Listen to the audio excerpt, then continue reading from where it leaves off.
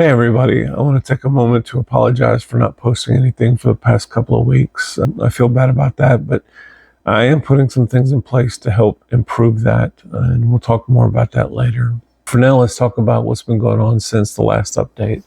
Brandon was admitted on the 11th, on Thursday, to the hospital for his methotrexate, and while he was in there, his port stopped working on Saturday. They couldn't get anything into it. They couldn't get any blood out of it for lab work. They tried reaccessing it like 5 times, I think. They were doing everything they could to help him be calm and be okay and make it as easy as they could. I was trying to help. I was trying to do everything I could to keep him calm. But really, if it was clogged and we didn't get something going through it, I was helping. If they didn't get something going through it, then there really was going to be a problem. He'd already received the chemo. At this point, a port was being used to give him medicine that will help minimize the damage done by the chemo, and fluids to help flush out the rest of the chemo. It was really incredibly important that that be accessible so that he could get the stuff to stop the effects of and flush out the chemo. The longer the port goes without anything going through it, the higher the risk that it does form a clot. If that wasn't the problem, or even if it was, the clot could form or get worse. It's only when they deaccess it, they'll push some heparin, which is an anticoagulant, into the line. That helps prevent clots until the next time they access it. But without that in the line, which it wasn't, it could form a clot in the line, and then the port in the line in his chest would effectively be useless. I don't know if that means they'd have to put in a new one or what, but they had to get it going. So every time they tried to reaccess him, he got a little bit more worked up. He got to the point where he was screaming and crying and shaking. Honestly, it was absolutely traumatic and gut-wrenching. They did get it working, thankfully, but it was really hard to go through. Somehow, Brandon, with these situations, ends up sort of blocking it out after the fact. He doesn't seem fazed by it or really remember it once it's over, but I do, and I haven't completely shaken it. There's been a couple of times where there's been something like that, and it's extremely hard, and I still carry the weight of a lot of those things. I really wouldn't wish those type of things on any family ever. But other than that, once we got through that, it was pretty uneventful. He was discharged on Monday the 15th in the evening, and we were both glad about that because the previous week we had to stay until Tuesday night, so getting out Monday was great. So Tuesday and Wednesday then were also pretty uneventful. The kids were doing schoolwork. I was doing work for my job. I did take the kids to Walmart Wednesday night because they'd gotten some Walmart gift cards and they'd been anxious to use them. So I did take them, and we spent some time in Walmart, let them get a break away from hospitals and houses. And they picked up a few things they wanted. I picked up a few things we needed, and that was that. Thursday, the 18th, I took Brandon back up to the hospital to get outpatient chemo. This is only the second time we've done outpatient chemo. Last month, we did it on a Wednesday and Thursday with the growth factor on Friday. This time, we went in on Thursday and Friday. So we got home Thursday night, went back in again on Friday morning, the 19th, for the second dose. That one was a little bit quicker. They don't have to do some of the medicines that they have to for the first dose. We got out of there a little earlier, got home in the afternoon, I think, late afternoon. We really didn't do anything over the weekend. I tried to get caught up on work. It's been really kind of overwhelming and exhausting to try and return to work right now, to going back full time especially. But as I mentioned before, not only had we gotten to the point of having really no money to pay the bills, but I didn't have any available credit. I didn't have anything on the credit cards. They were all maxed out, no lines of credit where I could use a loan or something. Everything was tapped out, and still is. And without any donations, I really didn't have any choice but to return to work. My account was getting overdrafted to the point where anytime money went in, it immediately was gone again. We weren't having money for gas or food, much less bills.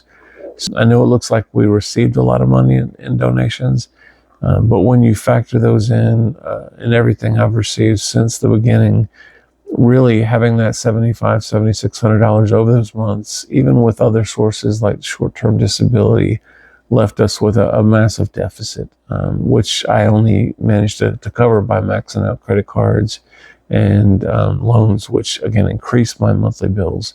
So then we got about 2 months behind on a lot of things.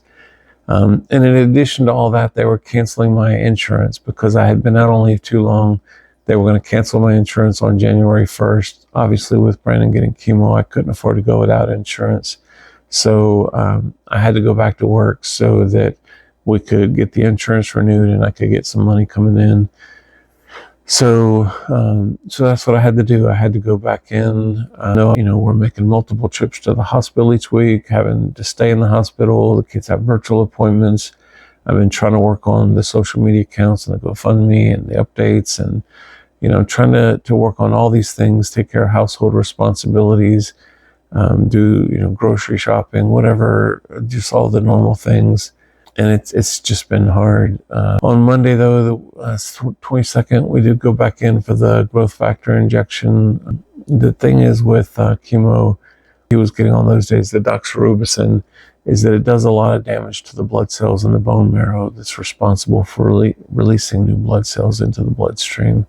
And so with the damage that's done to the bone marrow, without that healthy bone marrow, the body has a difficult time releasing enough blood cells, in particular the white blood cells, and even more important than that, the neutrophil, which is a component of the white blood cell. And those are, one of the key components to the immune system. So to bring those levels back up to normal after chemo, that's difficult when your bone marrow is damaged. So without sufficient levels of white blood cells and neutrophils, the person is at significant risk of getting sick. And once they do, it's an even greater risk because they can't fight it off. Their immune system is weak. They have to go to the hospital and stay in there, even if it's something mild. So the growth factor injection is meant to stimulate the bone marrow to produce more blood cells, helping to offset that deficiency. So that's one of the many precautions they have to help mitigate the negative effects of the chemo. So since that's all it was just a shot in the back of the arm for the growth factor, it was pretty quick. I had taken my daughter Rachel with us since it was going to be short, and that was nice. So afterwards, we stopped by the Mass General store in Winston-Salem. Brandon loves the Mass General store. It's his favorite place right now. So they looked around for a bit. They bought a few things. While we were there, I asked about hanging up one of our flyers on a bulletin board they had. I spoke with a gentleman, Mark. He was extremely kind, very helpful, and very pleasant. I had a great conversation with him. And he said he would check to see if they could post it on their notification board. He also suggested a little ways down the road, quite a ways down the road, that I might put one in the West End Cafe, which was ironic because while it wasn't close to there, it was something very close to where I used to work at Wachovia many years ago. And my coworkers and I would sometimes walk down to the West End Cafe for lunch. Always a very, very busy place, super popular spot. So we did drop by there and asked if we could put one of the flyers on the notification board, and they said that would be fine. So I posted one. There was even people standing around waiting in that room with the notification board when we left. So that was great. Came home and worked. Tuesday and Wednesday were again just routine days, nothing going on. Kids did schoolwork. I did my work. Evening, I took the trash to the dump, replaced the blinds in the kitchen that had been sun bleached and aged to the point they were crumbling. So just taking care of a few things around the house, really. Tomorrow, on the 25th, we go back into the hospital for blood work to see how well Brandon is recovering.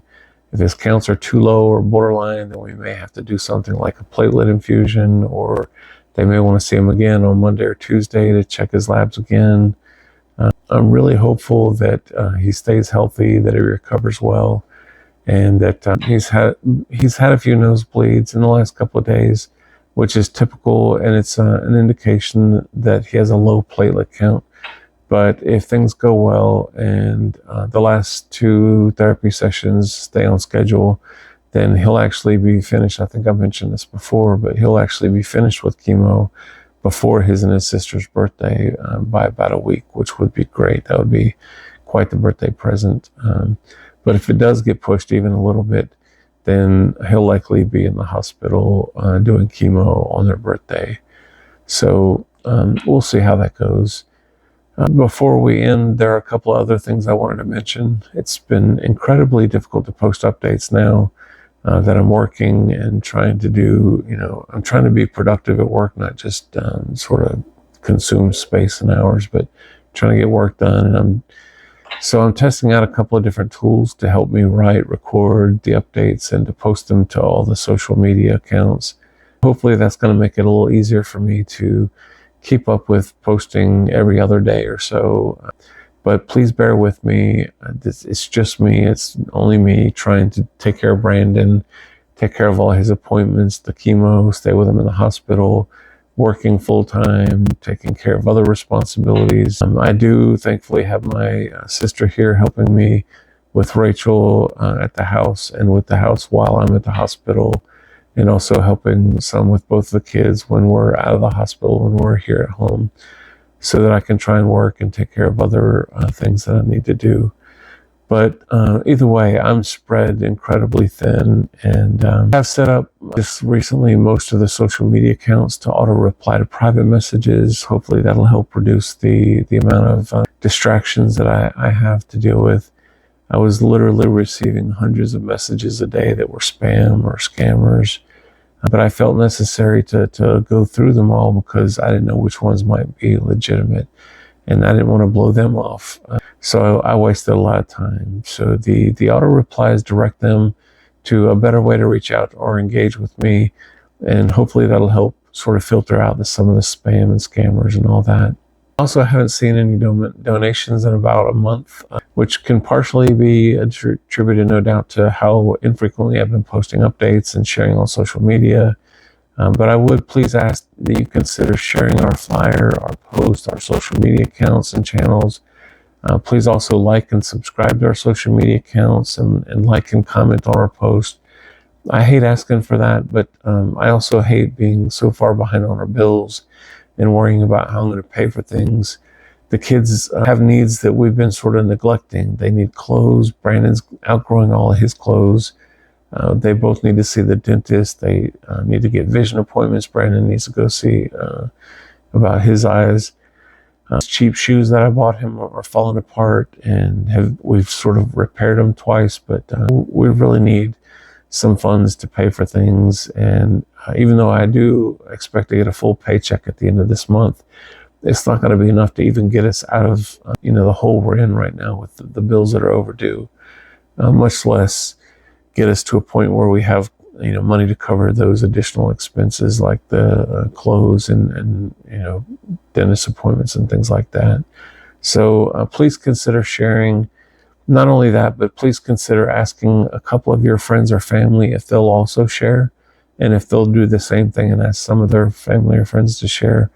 It would really help us a lot if we could get the social media accounts growing and get our subscription base up. I am looking to do some things with some sponsors and get sponsorships, and that would help with some of our needs. But we need a more significant following for that to work. And right now our subscriber counts are too low on everything. So please consider that.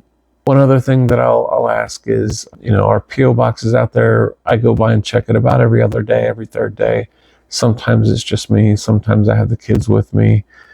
We haven't received not one single thing in the mailbox, in the P.O. box.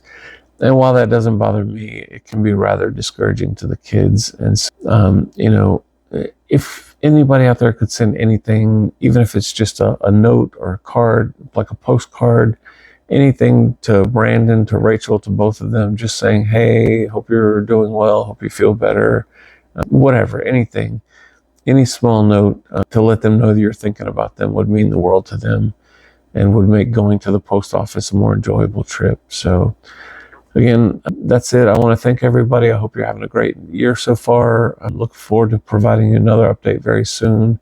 And until then, please take care of yourself and take care of each other.